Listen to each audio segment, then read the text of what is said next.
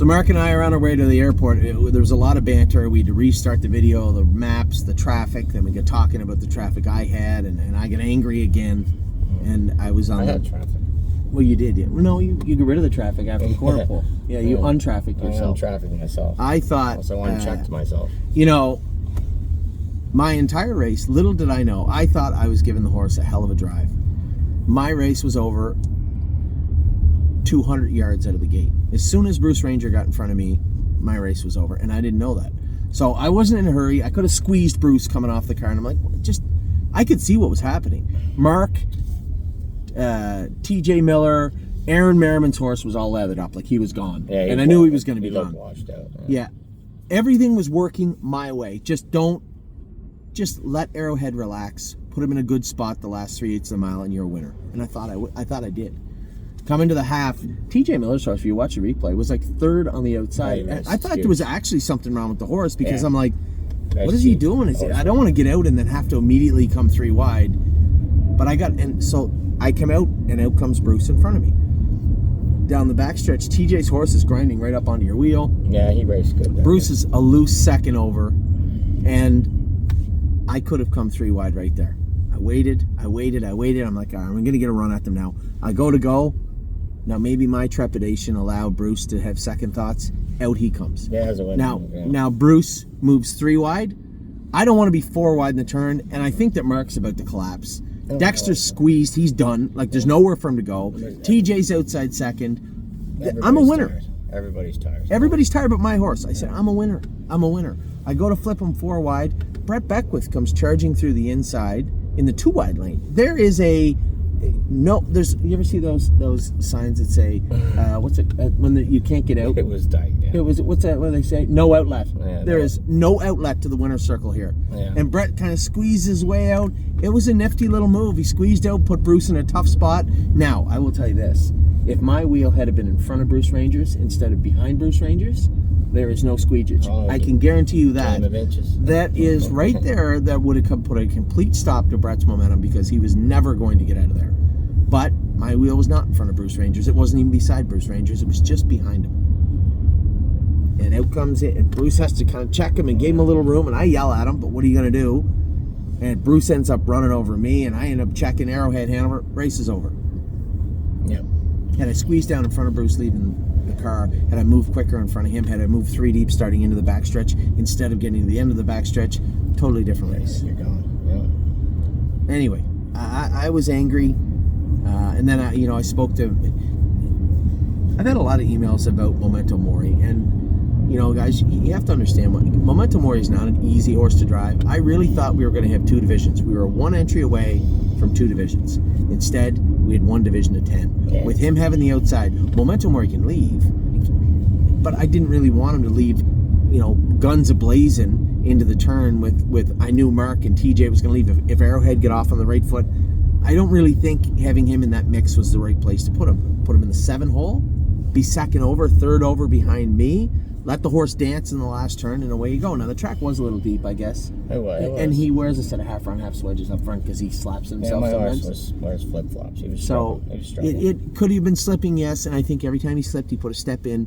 And Jay, super nice guy, just being protective of the horse, just left him alone. If I'm driving the horse, and I know I'm never driving him again, I just throw caution to the wind. I just race him. He makes a break, he makes a break. What are you going to do? Yeah. But that's neither here nor there. He's, but conservative horseman just trying to do right by the horse, and he ended up still trotting in 54-3 and finishing last, I think, 9th or 10th. Yeah. It's just, it didn't work out the way I wanted to. I'll tell you, I was so happy going into the first turn. So the funny thing was, before the race, Arrowhead Hanover dumped my helmet into a bucket of water. Right? Now, luckily, my helmet itself didn't get soaked. It was wet, but not soaked. But my gloves were soaked. And I usually have like 10 pairs of gloves in my bigger driving bag. This was like a carry-on for a plane. I have no other gloves. I had to go in the driver's room. I said, Mark, you have gloves. And even if he did, he lied. He said, no, I don't got any more gloves. Well, I got one carry-on too. Yeah. Dexter Dunn says you can use your gloves. I said, you sure you want my hands in your gloves? Yeah. His gloves are probably thinking, oh my God, what is this guy doing? Yeah. He saw the move with Bruce Ranger in the first. The gloves are like, Anthony, come on, but this is what we're supposed to do. We're supposed to get in front of Bruce. No, you got to move starting into the backstretch. Oh, watch Brett, watch him.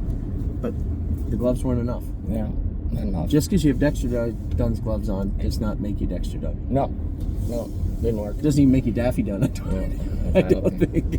Maybe not. No. So it wasn't. Arrowhead raced good. Yeah, you got to check. I'll tell you the other thing too.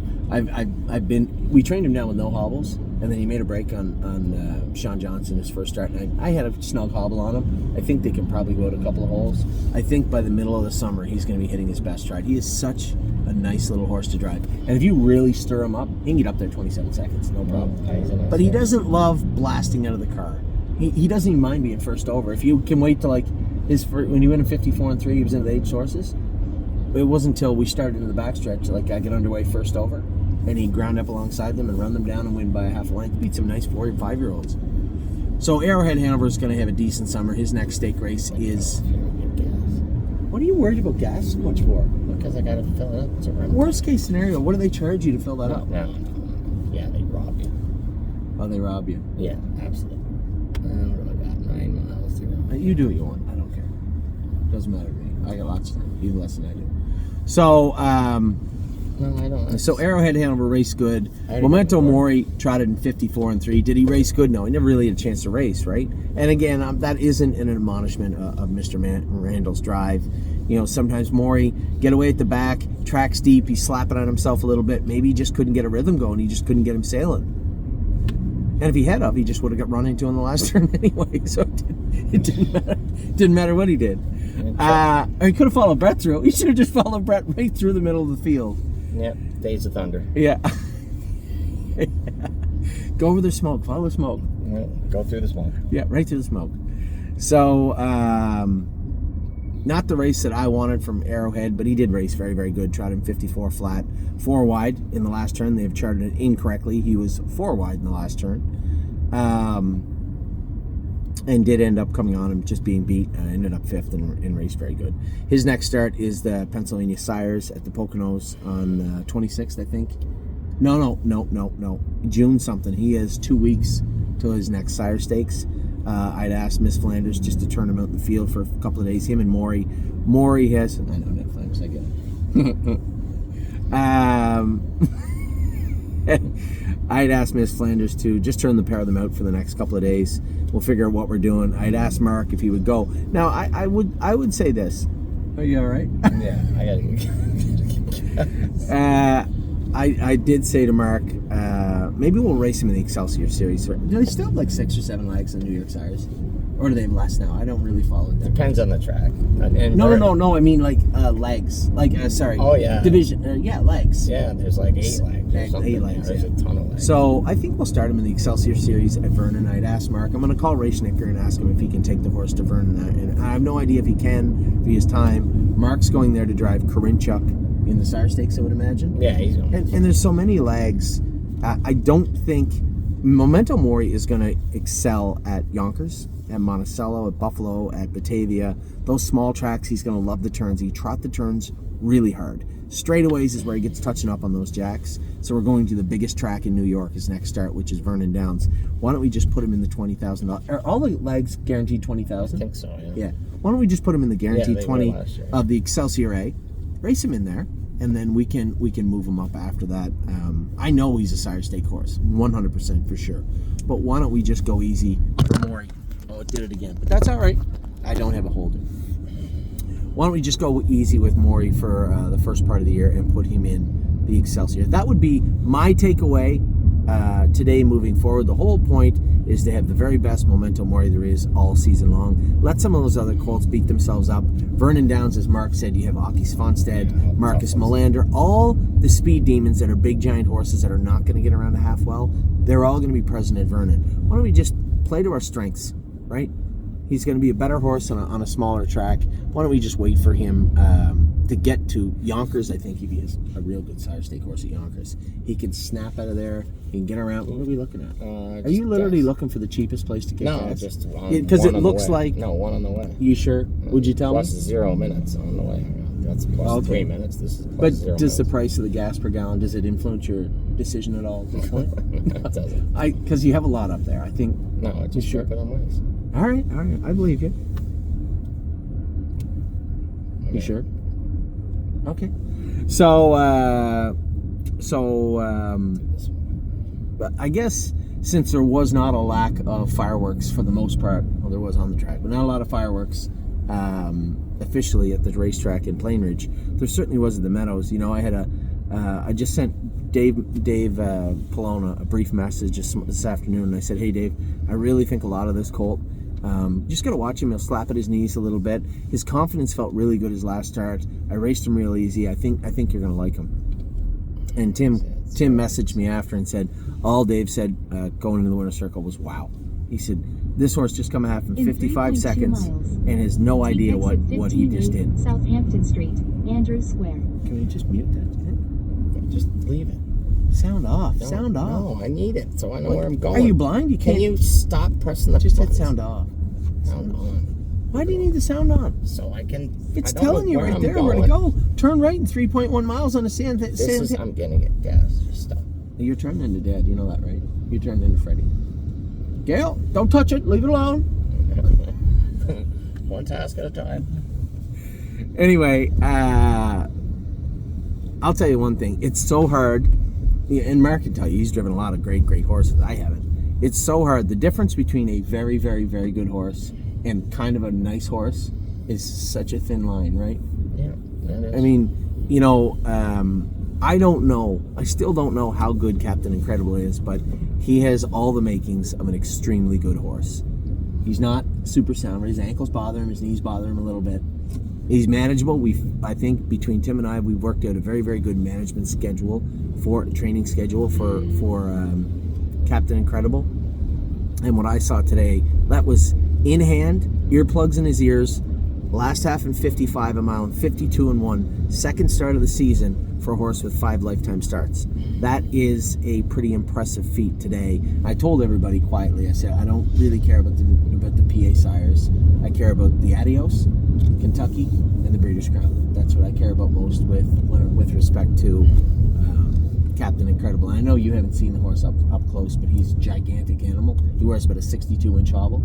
And I really think there's probably only 13, 14 starts in that horse this year with his size. So, yeah, and I might be wrong, as you just said. We need to be very careful how we manage him, right? Today was a big step because it's a confidence builder. I know the next sire stakes in Pennsylvania, I think, in Poconos for those colts this week. I think they go Meadows, Poconos, Philly, Meadows usually, right? And then you hit the final somewhere. Yeah. Generally speaking. Yeah. I think you have to race in 2 sire stake races to race in the final, or the final or the consolation. So again, we'll take all that into account as we enter Captain Incredible into his next start. But an ultra impressive mile from him today. Really, really impressed with him. Had to scratch Speed of Sound tonight out of Ontario. She was a little bit sick. She was supposed to ship tomorrow to Northfield and then race in the Meadows. And I told Dominic, I said, you know what? He said, Anthony, she has a mild temperature. She doesn't have any mucus. I said, just run some fluids into her, give her some Banamine, scratch her, and put her on the truck tomorrow. Make sure she heads to Northfield Park, and that's what we're going to do with Speed of Sound. She'll be in our care tomorrow. Geez, this is nice, eh? Yeah, it is. What is this, Boston? Yep. You know, this is Boston. Yeah, it's nice. Anyway, Woodmere Betcha, our last and only starter left of the day. She's going to race at 8:10. Jamie Smith is going to race her in Prince Edward Island for us tonight. She is a very nice filly. Looked ultra impressive her first start back as a 3-year-old, and I'll be excited to watch her race. So, as you can tell, I'm still a little angry. I was pretty violently angry after the race with Arrowhead Hanover. It happens. I run into enough people. I got to try and bite my tongue, but I don't like getting crushed. But it happens. It's racing.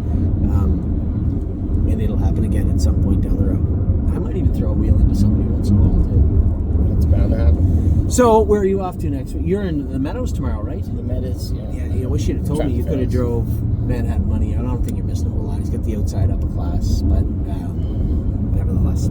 Anyway, take care. I know it's not the video I thought I'd be making on the way here. I thought I would have won the race, been able to make fun of Mark a little bit, but instead I was a meager 5th. He was a 6th. He got to race his horse. We kind of didn't. Yeah. And tough. what I was expecting at a Plainridge Park. But that's racing. We will endeavor to move forward. Arrowhead Hanover races next at the Poconos. I'm not going to race him next week. You know, he's raced 4 weeks in a row. Give him a week off. We'll race him at the Poconos in the next Sire Stake. You might even be driving him. I don't know if I can go. But that's where you'll see Arrowhead Hanover next. So take care. We'll talk to you soon. Have a wonderful rest of your evening.